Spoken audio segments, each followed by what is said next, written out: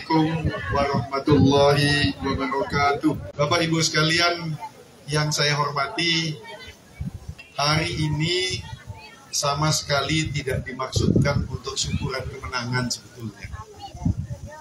Apalagi perayaan. Tidak ada yang perlu kita rayakan, tidak ada kemenangan yang perlu kita elu-elukan. Karena kemenangan ini milik Allah semata.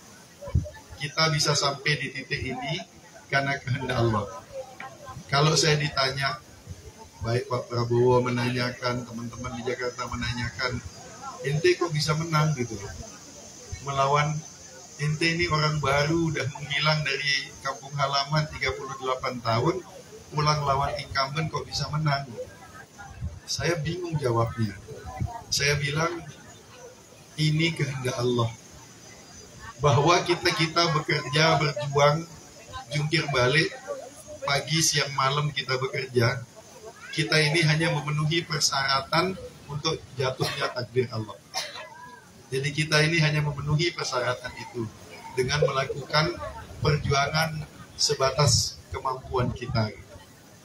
Tanpa mengurangi nilai dari perjuangan kita, tapi begitu banyak, ribuan elemen, ribuan unsur yang menjadikan kemenangan ini.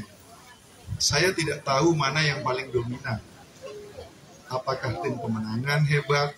Apakah relawan yang hebat? Apakah doanya para orang soleh yang hebat?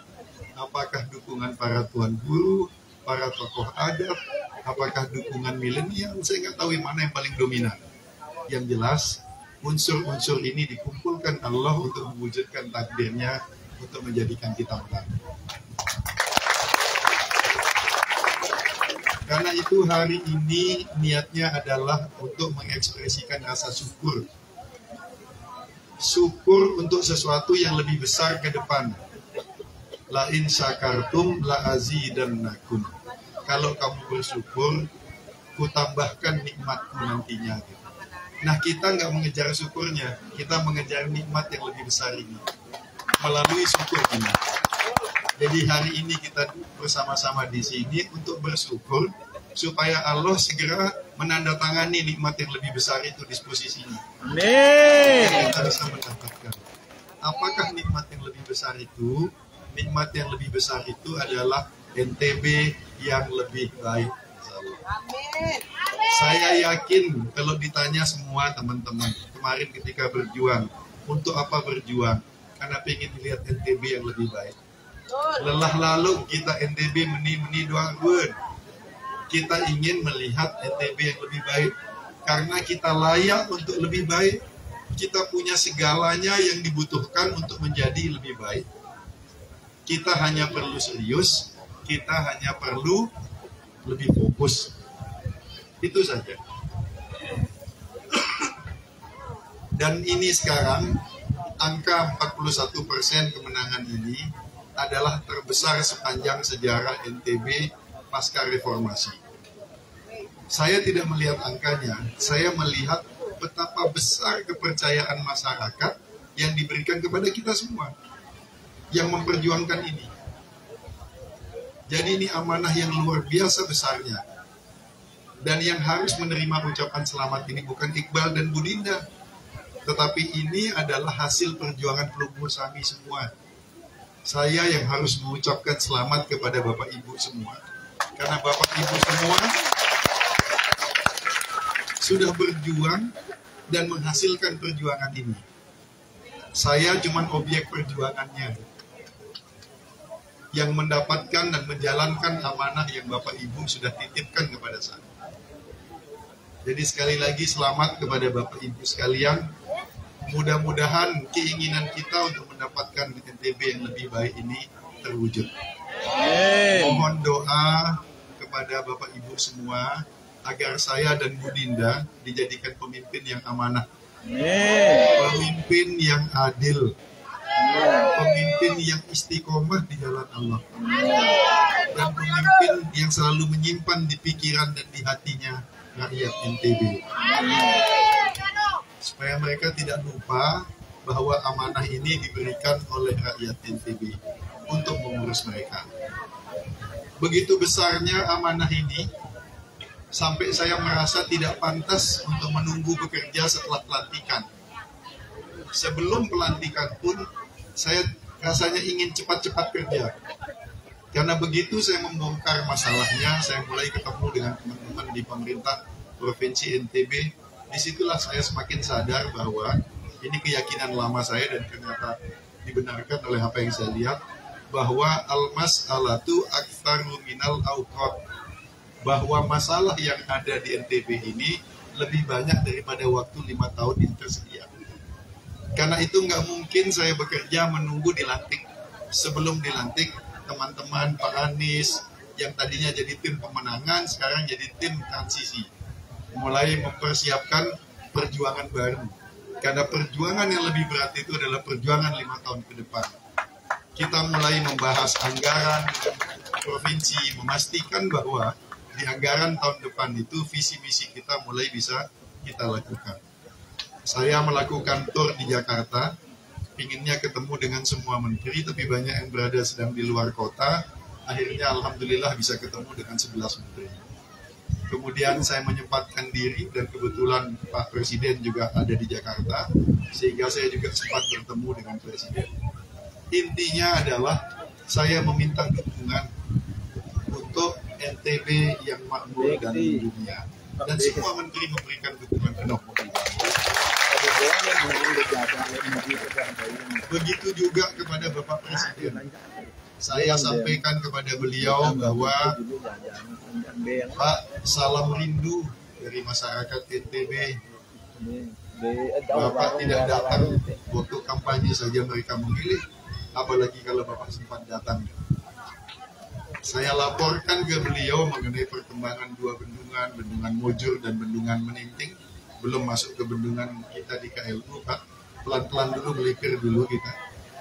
Jadi kita baru melaporkan Bendungan Meninting dan beliau berjanji insya Allah awal tahun depan beliau akan hadir di NTB untuk meresmikan Bendungan Meninting. Meskipun saya minta waktu kepada beliau untuk mempersiapkan, untuk melihat apakah bendungan ini ada dampak negatifnya secara sosial atau tidak. Kalau ada, kita akan selesaikan dulu baru diresmikan. Jangan sampai diresmikan ternyata ada dampak negatifnya terhadap lingkungan, terhadap sosial dan sebagainya. Di akhir percakapan saya dengan Presiden, saya sampaikan kepada beliau begini. Bapak Presiden, saya ini menjadi gubernur di salah satu provinsi yang paling miskin di Indonesia ini. Jadi provinsi saya ini termiskin nomor 12, Pak. Walaupun nomor 12 tetap saja judulnya salah satu termiskin. Jadi mohon dukungan Bapak supaya saya bisa mengentaskan kemiskinan yang ada di NTB. Beliau menjawab begini, Pak Dubes lalu, beliau itu selalu manggil saya Pak Dubes lalu. Pak Dubes lalu karena Dubes itu adalah jabatan seumur hidup. Jadi karena beliau pergaulannya internasional, jadi selalu manggilnya. Ada 2 jabatan di dunia ini yang akan disebut terus sampai mati, yaitu Duta Besar sama Presiden. Jadi kalau orang udah jadi Presiden sampai dia mati dipanggilnya Mr. Presiden. Sama dengan Ambasador, sampai mati nanti dipanggilnya ya Ambasador. Walaupun nanti malaikat nggak nanyain, are you Ambassador or not gitu. Nggak nanya kamu Duta Besar apa enggak gitu. Jadi beliau manggil saya Pak Dubes lalu. Setiap orang miskin yang ada di Republik ini, kata beliau, ini saya kutip sepenuhnya sama dengan ucapan beliau. Setiap orang miskin yang ada di Republik ini adalah tanggung jawab saya kepada Tuhan. Tapi saya sadar, saya nggak akan bisa mengurusnya satu persatu. Karena jangkauan saya terbatas. Karena itu, Pak Dubes lalu, saya titipkan teman-teman orang-orang miskin yang ada, saudara-saudara kita yang miskin yang ada di NTB kepada Pak Dubes lalu. Tolong keluarkan mereka dari kemiskinan, tolong makmurkan mereka, tolong sejahterakan mereka. Jadi mengurus orang miskin ini sudahlah jadi harapan dan amanah dari rakyat, sudah jadi amanah dari pemimpin tertinggi di Republik ini juga. Jadi ini udah jadi sandwich sekarang ini. Jadi udah kejepit nih, ditekan dari atas, ditekan dari bawah untuk mengentaskan kemiskinan itu. Nah, kemudian saya juga ingin menggunakan kesempatan ini untuk meminta maaf kepada Bapak Ibu, teman-teman sekalian seperjuangan. Mungkin dalam perjalanan kampanye selama ini ada yang kecewa, ada yang sempat marah, ada yang hatinya terluka, ada yang kecewa, ada yang tidak senang. Percayalah, saya tidak mungkin sengaja melakukan kesalahan, karena saya sayang sama Bapak Ibu. Tetapi namanya manusia biasa, ada saja kesalahan yang saya lakukan. Karena itu saya mohon maaf, tolong diikhlaskan. Karena doa dan maaf dari Bapak Ibu sekalian penting buat saya bekerja 5 tahun ke depan. Maaf dari Bapak Ibu sekalian ini akan meringankan langkah saya 5 tahun ke depan. Jadi ikhlas Bapak Ibu kasih maaf ya. Ikhlas ya. Alhamdulillah. Ringan ini langkahnya ke depan. Saya juga minta, kita sudah bersahabat, bersaudara sekian bulan. Bahkan ada yang hampir setahun, kalau Tarianto udah setahun kita bersahabat. Sudah ada yang manggil saya bro, ada yang manggil saya mami, ada yang manggil saya bapak, ada yang manggil saya ustadz, ada yang manggil saya semacam lah panggilan. Nanti kalau saya sudah dilantik jangan berubah panggilannya ya. Jangan semua tiba-tiba manggil Pak Gub gitu. Jadi gubernur itu cuma 5 tahun. Tapi dipanggil bro, dipanggil syekh, dipanggil ustadz, dipanggil dengan panggilan-panggilan sayang, itu akan di situ terus seumur hidup kita. Saya ingin bersahabat, berteman dengan Bapak Ibu sekalian lahir batin, kalau bisa dunia akhirat kita berteman. Jadi nggak usah berubah-berubah manggil jadi Pak Gub. Biar nanti Pak Bupati aja yang manggil saya Pak Gub gitu. Biar kepala dinas aja yang manggil saya Pak Gub, yang lainnya sudah panggil seperti kalian memanggil sebelum saya menjadi gubernur. Karena perasaan punya teman, perasaan punya keluarga itu jauh lebih penting daripada jabatan itu. Dengan teman-teman memanggil saya apa adanya, itu yang membuat saya merasa, oh masih banyak sahabat saya, masih banyak teman-teman saya, dan masih banyak keluarga saya. Nah, di bagian terakhir, saya ingin cerita sebuah pengalaman spiritual kepada Bapak Ibu sekalian. Ini pengalaman yang kalau saya ceritakan bikin saya meleleh. Tanggal 28 November 2024, 1 hari setelah pencoblosan dan quick count. Hari itu saya masuk ke kamar dengan istri saya jam 12 malam. Ini mau cerita, jam 12 sudah di kamar dan sudah siap-siap tidur, udah pakai sarung mau tidur. Jadi ini adalah tidur tercepat saya selama setahun terakhir. Belum pernah saya tidur di bawah jam 2 pagi selama setahun terakhir. Karena perjuangan ini tidak mengizinkan saya untuk berleha-leha. Tidur sampai jam 4 pagi, 4 jam berarti. Dan ini adalah tidur terpanjang saya selama setahun terakhir. 4 jam. Bangun jam 4 pagi, masih belum subuh, masih sempat sholat malam. Menikmati sholat malam, kemudian sholat subuh, sholat fajar, sholat subuh. Habis sholat subuh, dalam badan yang sangat terasa fresh, hati yang tenang, jernih pikiran, saya buka komputer. Saya baca di WhatsApp, kiriman dari teman-teman dari Lombok Timur, Lombok Tengah, dan Lombok Barat.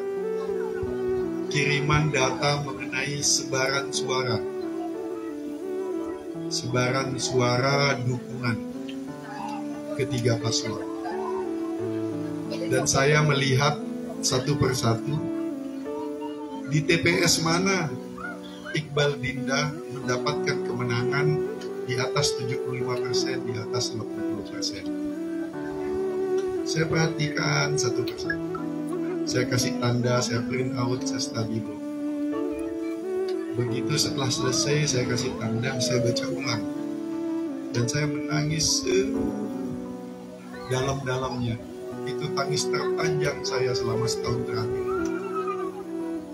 Kenapa Bapak Ibu sekalian? Karena tempat-tempat di mana saya dan Ibu Dinda mendapatkan kemenangan di atas 75%, di atas 80%, adalah tempat-tempat yang paling sedikit mendapatkan berkah pembangunan. Tempat-tempat yang paling miskin di provinsi ini. Tempat-tempat di mana orang sudah kehilangan harapan. Dan harapan yang tersisa tinggal setetes, itulah yang dititipkan kepada Iqbal Dinda. Tempat-tempat yang paling sedikit mendapatkan berkah pembangunan. Tempat-tempat yang selama ini tidak pernah kita pedulikan, tidak pernah kita urus.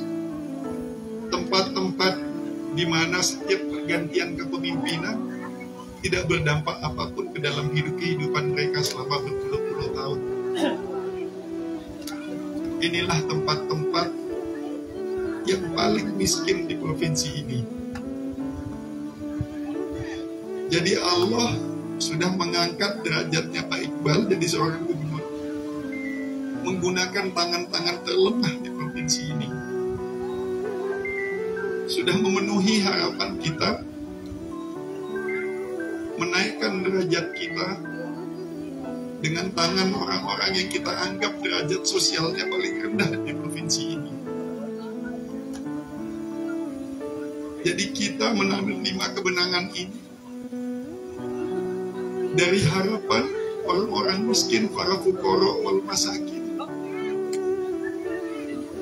Jadi Pak Iqbal dan Ibu Dinda ini sesungguhnya hanyalah pelayan dan gubernur fukara wal masakin. Orang-orang yang paling sedikit merasakan berkah pembangunan inilah yang membuat kita menang.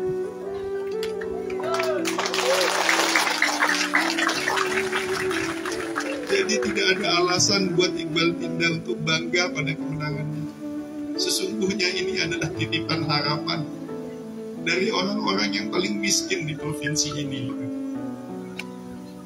Saya pernah berada di kampung-kampung itu. Saya tahu bagaimana miskinnya orang-orang itu. Hari ini saat kita bisa duduk tenang, bisa menikmati makan enak, mereka sedang berjuang melawan nasibnya. Mereka sedang jungkir balik untuk bertahan hidup. Sekedar hidup saja mereka harus berusaha bertahan. Karena itu ini adalah tugas berat kita semua, untuk mengangkat rakyat kita yang terjerembab di dalam kesusahan dan dalam kemiskinan ini. Saya membayangkan Sayyidina Utsman keluar setiap malam membawa sekarung gandum untuk menyelesaikan tanggung jawabnya kepada Tuhan, karena ada rakyatnya yang miskin, tidak mampu membeli gandum. Kalaulah saya harus melakukan itu, 5 tahun setiap malam saya keluar membawa satu karung gandum tidak akan menutupi kemiskinan yang ada. Karena begitu dalamnya dan beratnya kemiskinan yang dihadapi oleh rakyat kita. Karena itu Bapak Ibu sekalian, saya sungguh-sungguh mohon doa kepada Bapak Ibu sekalian, saudara-saudaraku, sahabatku yang ada di KLU. Doakan agar saya dan Ibu Dinda bisa menjalankan amanat ini dengan baik. Amin. Terutama untuk bisa mengangkat saudara-saudara kita yang sekarang terjerembab dalam kemiskinan ini keluar dari kemiskinannya. Karena Rasulullah pun sudah mewanti-wanti, hati-hati dengan kemiskinan karena bisa membawa kekafiran. Jadi kalau Rasulullah pun sudah mewanti-wanti kita, apalagi kita harus lebih hati-hati menjaga warga kita agar tidak terperosok. dalam kemiskinan. Saya selalu bilang bahwa semua penyakit sosial itu ibunya adalah kemiskinan. Semua penyakit sosial, asal muasalnya semua adalah kemiskinan. Jadi kalau ada sesuatu yang harus kita perangi hari ini, maka yang paling harus kita perangi adalah kemiskinan itu. Mudah-mudahan Allah mudahkan langkah kita semua ke sana, insya Allah, dan menjadikan kita orang-orang yang tidak mudah lupa. Tidak mudah lupa dari mana kita berasal, siapa yang memberi kita amanah, supaya kita dijadikan orang-orang yang selalu ingat kepadanya dan selalu ingat kepada misi kita semua. Sekali lagi, Bapak Ibu dan teman-teman sekalian, sahabatku sekalian, sekali lagi perkenankan saya mengucapkan terima kasih yang sebesar-besarnya, yang sedalam-dalamnya atas kepercayaan, atas amanah, atas dukungan dan doa yang diberikan kepada kita, kepada kami sejauh ini. Insya Allah, saya tidak bisa menjanjikan hasil, tapi saya berjanji kepada Bapak Ibu sekalian bahwa saya akan mengerahkan seluruh tenaga saya, kemampuan pikiran saya, waktu saya, hanya untuk memikirkan NTB yang lebih baik. Insya Allah. Saya juga mengucapkan terima kasih. Hari ini saya didampingi oleh istri saya datang ke sini, juga oleh adik saya yang sejak awal saya berjuang ikut mendampingi saya. Ini adik saya kecil, walaupun berdiri akan kelihatan dari belakang karena kecil. Berdiri. Saya berdiri dulu, berdiri katanya, berdiri. Berdiri dulu, ada belakang deh. Berdiri dulu, ada belakang. Oh, kan mirip lukanya kan.